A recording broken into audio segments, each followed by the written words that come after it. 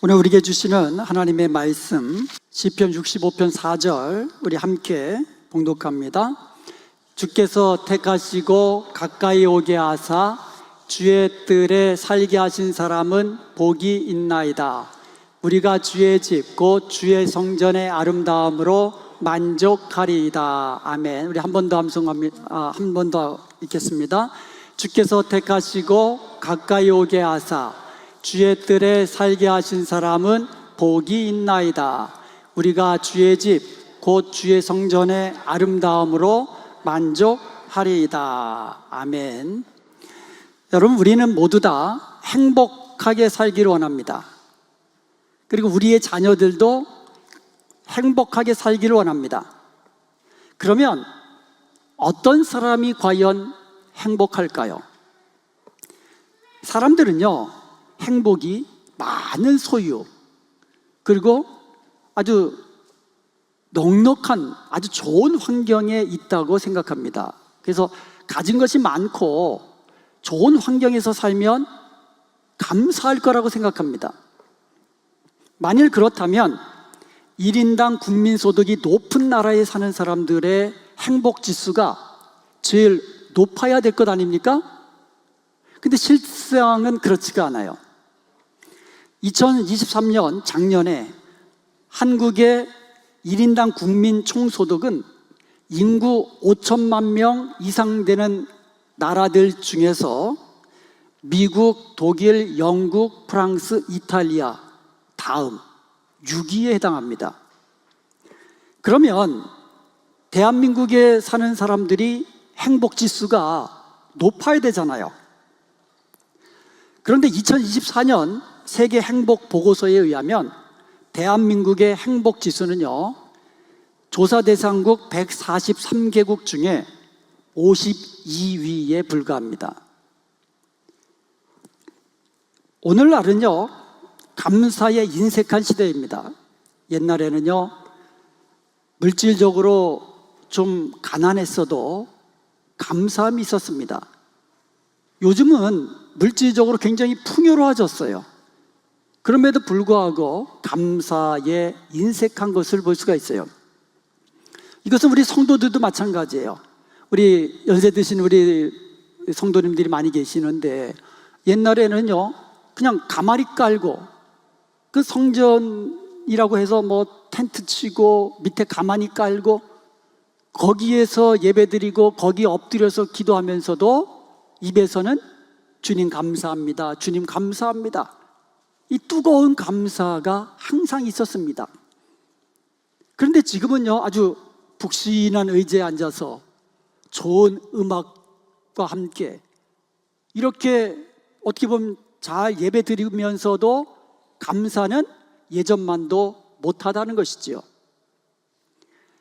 그러므로 오늘 본문에 나오는 다윗의 깊은 감사를 이 시간 우리 함께 살펴보기를 원합니다. 그래서 우리가 잃어버렸던 우리의 감사를 회복하고 풍성한 감사로 하나님께 영광 돌리는 복된 성도들이 될 수 있기를 주님의 이름으로 축복합니다. 감사는요, 은혜를 아는 데서부터 시작합니다. 감사는요, 가진 것이 많은 데서 시작하는 것이 아니라 은혜를 아는 데서 시작하는 거예요.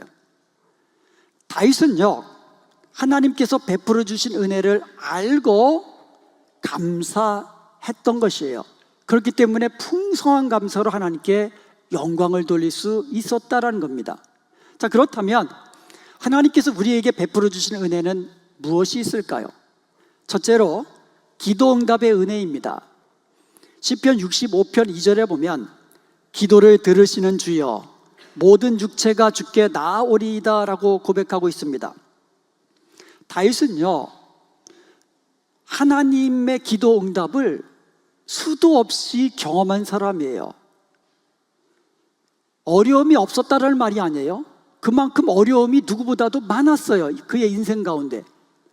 그럼에도 불구하고 어려울 때마다 위기 순간에 하나님께 기도해서 하나님의 기도 응답으로 구원함을 받은 그와 같은 경험들이 많았던 사람이에요. 그렇기 때문에 다윗은 하나님을 향하여 기도를 들으시는 주여라고 자신 있게 말할 수 있습니다.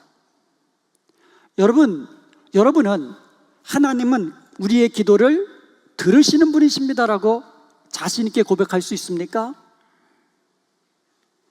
하나님은 우리의 기도에 귀를 기울이시고 우리에게 가장 좋은 것으로 응답하심을 믿으시기 바랍니다. 그래서 다윗처럼 하나님은 나의 기도를 들으시는 하나님이다라고 담대히 고백할 수 있기를 바랍니다. 여기서 모든 육체는 유대인이나 이방인이나 남자, 여자, 이 직업이나 국적이나 신분이나 빈부귀천 막론하고 모든 사람을 일컫는 거잖아요. 모든 육체니까 세상 누구든지 예수님을 믿음으로 하나님의 자녀가 된 사람은 하나님 앞에 나와 기도할 수 있다는 거예요. 그러면 하나님은 사랑하는 자녀들의 기도를 들으시고 가장 좋은 것으로 응답하시는 거예요. 그러므로 올 한 해 동안 우리의 기도에 응답하신 하나님의 은혜를 기억하면서 풍성한 감사로 하나님께 영광 돌릴 수 있기를 주님의 이름으로 축복합니다. 두 번째로 사죄의 은혜입니다. 우리의 죄를 사하시는 은혜예요. 시편 65편 3절에 보면 죄악이 나를 이겨싸우니 우리의 허물을 주께서 사하시리이다라고 고백하고 있습니다. 죄악이 나를 이겼다. 이 말은 죄의 세력에 압도당해서 나 스스로의 힘으로는 도저히 벗어날 수 없는 상태다라는 거예요. 여러분, 죄라는 것은요, 천하장사, 영웅호걸이라 할지라도 그 앞에, 죄 앞에 서면 영락없이 무너져 내립니다. 죄는요, 사람들을 삼켜서 죄의 종으로 만들어 버립니다. 뿐만 아니라 죄에는 대가가 있어요. 죄의 싹은 사망이요 그랬어요. 그래서 누구든지 죄 지은 사람은 사망에 이르게 되는 거예요. 영원한 멸망에 이르게 되는 겁니다. 죄는요, 사람들에게 죄의식을 주고요, 그리고 양심의 가책을 주고요, 심판에 대한 두려움을 가지게 합니다. 죄는요, 우리의 인격을 파괴시키고 우리의 삶을 불행하게 하고 우리의 인생을 영원한 멸망으로 이끌어가는 거예요. 죄가 우리를 이렇게 이기는 겁니다. 그렇다면 우리는 이 무서운 죄의 세력으로부터 어떻게 벗어날 수 있을까요? 우리 인간의 힘으로는 절대로 벗어날 수 없어요. 죄에서 자유케 되는 방법은 오직 하나, 하나님께서 우리의 죄를 용서해 주시는 방법뿐이 없어요. 우리가 우리의 죄를 깨닫고 우리의 죄를 슬퍼하면서 하나님께로 돌이킬 때에 하나님께서는 예수 그리스도의 보혈로 우리의 죄를 사하여 주시는 것입니다. 우리가 죄에서 사함받는 방법은 이것밖에 없다라는 거예요. 요한일서 1장 9절에 보면 만일 우리가 우리 죄를 자백하면 그는 미쁘시고 의로우사 우리 죄를 사하시며 우리를 모든 불의에서 깨끗게 하실 것이라고 말씀하고 있습니다. 여러분, 우리가 예수님을 믿고 하나님의 자녀가 된 이후에도 우리가 날마다 죄를 지을 수밖에 없잖아요. 우리가 이 땅에 사는 한 우리는 죄와 완전히 단절될 수는 없다는 거예요. 그렇지만 우리는 오늘 말씀처럼 날마다 우리의 죄를 자백하면, 고백하면 하나님께서는 미쁘시고 의로우사 우리 죄에서 사하여 주시고 모든 불의에서 우리를 깨끗게 해주시는 것을 믿으시기 바랍니다. 그래서 우리는 날마다 이와 같이 죄 사함의 은총 속에서 감사함으로 살아갈 수 있다는 거예요. 세 번째로 주님 가까이서 교제하며 복을 누리게 하신 은혜입니다. 오늘 함께 봉독한 오늘 말씀에 의하면 주께서 택하시고 가까이 오게 하사 주의 뜰에 살게 하신 사람은 복이 있나이다 라고 말씀하고 있어요. 하나님 전에서 이렇게 예배할 수 있는 저와 여러분이 복이 있는 사람인 것을 믿으시기 바랍니다. 이 복은 누구나 누릴 수 있는 게 아니에요. 다윗은요, 하나님 앞에 나아가 예배 드리는 것을 가장 귀한 은혜요 복으로 여겼다라는 거예요. 다윗은 늘 주님 뜰 가까이서, 주님 뜰 안에서 살기를 사모했습니다. 그래서 다윗이 왕이 된 이후에 하나님의 언약궤를 다윗성 안으로 모셔드려서 장막을 치고 그 밑에다가 모시어드렸어요. 그리고 다윗은요, 늘 하나님의 성전을 자기 손으로 짓고자 하는 그 같은 마음이 늘 있었습니다. 이처럼 다윗은 주님 가까이서 주님 뜰에 사는 사람이 복이 있고 그렇게 살기를 늘 열망하며 살았던 사람입니다. 시편 84편 10절에 보면 성전을 사모하는 노래를 이 시인이 부르고 있는데 이렇게 노래를 부릅니다. 주의 궁전에서의 한날이 다른 곳에서의 첫날보다 나은즉 악인의 장막에 사는 것보다 내 하나님의 성전 문지기로 있는 것이 좋사오니. 하나님의 궁전에서 하루를 살아도 다른 곳에서 첫날을 사는 것보다 낫습니다.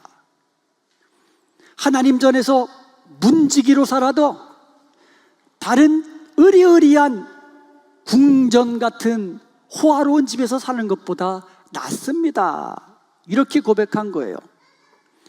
여기서 문지기로 있는 것이 좋사오니라는 말은요, 성전의 공식적인 봉사자로서 성전 문을 지키는 문지기라는 문자 그대의 뜻도 있지만 단순히 문지방에 서는 것을 의미하기도 합니다. 즉 하나님을 예배하기 위해서 문지방을 넘어 들어가는 것을 의미하는 겁니다.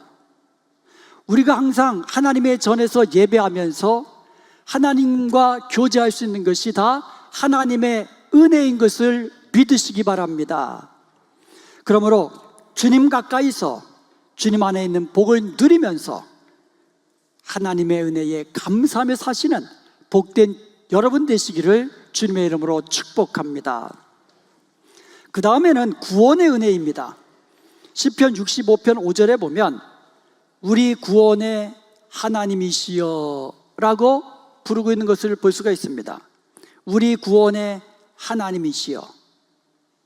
하나님은 구원의 하나님이세요. 하나님께서 우리를 먼저 사랑하시고 택하여 주셨습니다. 아멘. 하나님이 먼저 우리를 택하신 거예요. 그리고 하나님께서는 택하신 자들로 불러주셨습니다. 그리고 우리로 하여금 예수님을 믿음으로 영원한 생명, 구원함을 얻게 하신 것, 이 모든 것은 다 하나님의 전적인 은혜입니다. 우리가 질병에서 고침받거나 교통사고와 같은 위험에서 우리가 건진받았을 때 얼마나 감사가 있습니까? 돌아보면은요, 평탄할 때도 우리가 감사하지만 어떤 위급한 상황을 당했을 때 그 가운데서 건진받았으면 그 감사함이 훨씬 더 크잖아요. 보통 여러분 그럴 때 감사하잖아요. 그렇다면 우리를 불행하게 하고 영원한 파멸로 이끄는 죄와 사망의 권세로부터 우리가 건진받고 영생을 누린다는 것은 우리의 영원한 감사의 조건인 것을 믿으시기 바랍니다. 그래서 우리는 이제부터 하박국 선지자처럼 부족한 것이 있어도, 연약하다 할지라도 어떤 상황 속에서도 여호와로 인하여 즐거워하고 구원의 하나님으로 인하여 기뻐하고 감사하는 복된 성도들이 되시기를 주님의 이름으로 축원드립니다. 끝으로 풍성한 열매를 주신 하나님의 은혜입니다. 시편 65편 9절에서 13절까지 보면은요, 하나님께서 이 땅에 물을 대셔서 땅을 윤택하게 하셨다 그랬어요. 그리고 강에는 물이 가득 차게 하셨다 그랬어요. 그리고 단비를 주셔서 풍성한 곡식을 주셨습니다. 초장에는 양떼들이 있고 골짜기에는 곡식이 덮여서 모두 다 기뻐서 즐거이 외치며 노래하게 하셨습니다. 우리 한 해 동안 우리의 가정과 우리의 자녀들과 여러분이 서둘러하는 일들을 한번 되돌아보시기 바랍니다. 일용할 양식 매일같이 먹을 수 있는 거 하나님의 은혜입니다. 입을 옷을 주시고 거할 수 있는 집을 주시고 이 모든 것이 하나님의 은혜입니다. 우리가 숨을 쉴 수 있는 것도 하나님의 은혜잖아요. 숨을 쉬게 하시는 은혜가 멈추는 날 우리는 주님 품에 안기는 거예요. 이렇게 추수감사주일에 하나님 전에 모여서 하나님께 예배할 수 있는 거 하나님의 은혜입니다.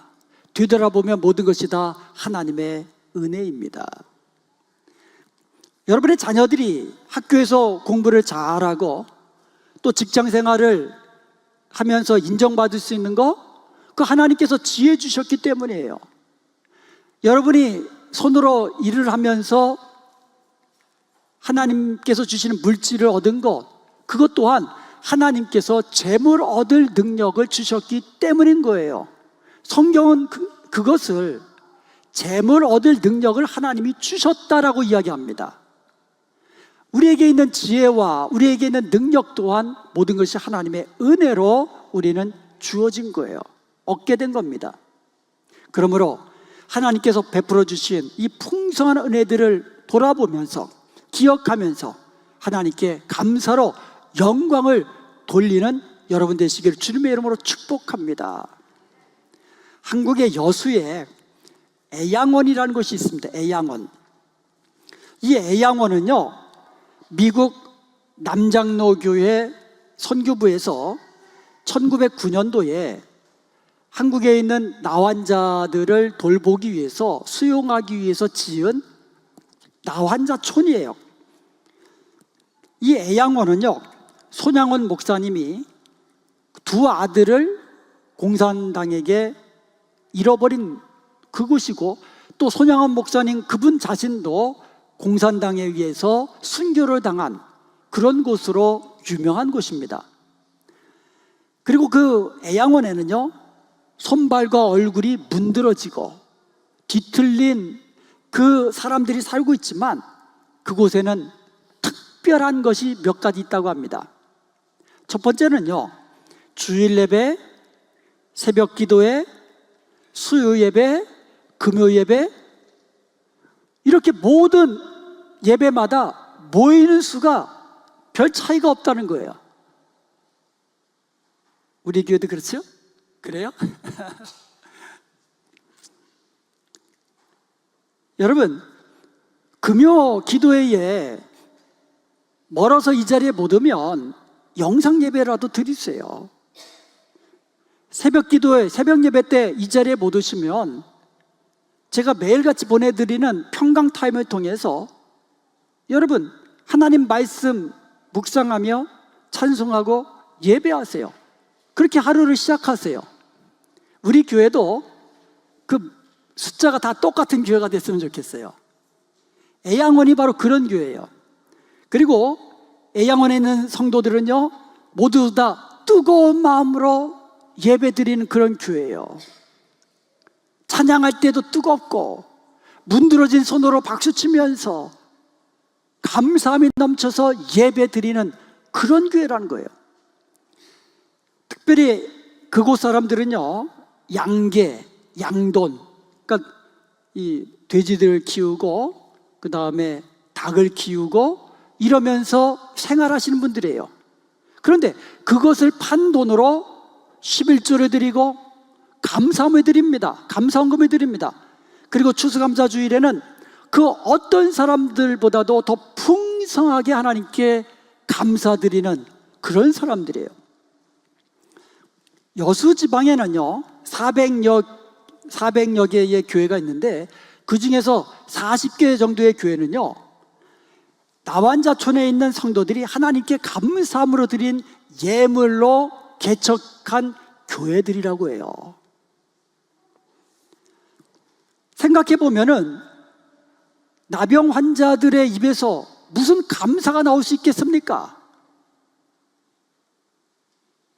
얼굴은 문드러지고 손발 문드러지고 뒤틀리고, 그럼에도 그들은 비록 육신은 병으로 인해서 이렇게 보잘것없지만, 형편없지만 그들은요 예수님을 알고 구원함의 은혜를 누리고 감사함으로 하나님께 예배하며 찬송하며 영광 돌리는 그런 사람들이라는 거예요. 그들은 하나님의 구원의 은혜를 알고 감사하는 그런 감사함이 그들에게는 있다라는 거예요. 그래서 말로만 감사하고 말로만 찬송하는 것에서 모자라서 그 손으로 벌어들인 돈으로 하나님 앞에 풍성한 헌금을 드리며 자신들의 감사를 표현하고 있다라는 거예요. 하나님께서 이런 감사를 기쁘게 받으십니다. 이번 추수감사 주일에 혹시라도 그동안 감사를 잃어버렸던 분이 있다면 감사를 회복하시기 바랍니다. 그리고 어느 때보다도 풍성한 감사가 있기를 바랍니다. 그리하여서 감사는 성도들에게 주시는 더 큰 은혜를 부어주시는 하나님의 은혜와 복을 누리는 복된 성도들이 되시기를 주님의 이름으로 축원드립니다.